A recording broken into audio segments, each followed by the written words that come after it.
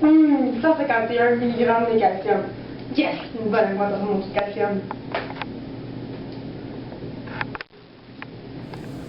En effet, la consommation des produits laitiers favorise l'absorption de calcium dans le sang, ce qui active la calcitonin, qui est une hormone sécrétée par la glande thyroïde.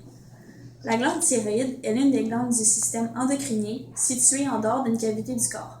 C'est une glande de petite taille, pesant environ 28 grammes. Elle est située dans le cou, sous le larynx et au-dessus de la trachée.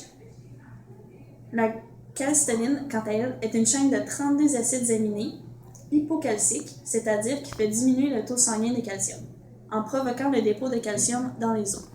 La calcitonin se libère dès que le taux sanguin de calcium augmente et dépasse l'équilibre calcique de 2,5 mmol par litre.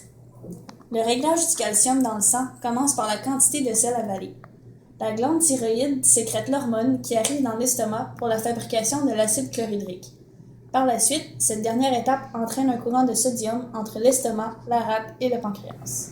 Donc, lorsque la calcitonine est libérée, elle réduit l'absorption du calcium dans l'intestin, augmente l'évacuation de calcium dans les urines par les reins et stimule l'augmentation du dépôt de calcium dans les os, ce qui entraîne la diminution du calcium dans le sang afin de rétablir par rétroinhibition l'équilibre calcique. Toutefois, une hyperproduction de calcitonine entraînera une hypocalcémie, c'est-à-dire un taux de calcium anormalement bas dans le sang et qui peut engendrer une crise de tétanie qui se traduit par des accès de contraction musculaire, surtout localisés aux mains et aux pieds. Cette crise peut aussi être accompagnée de crampes, de fourmillements et de tremblements. Par ailleurs, lors du vieillissement, la production de calcitonine semble diminuer et parfois même cesser, ce qui pourrait expliquer en partie la décalcification progressive des os chez les personnes âgées.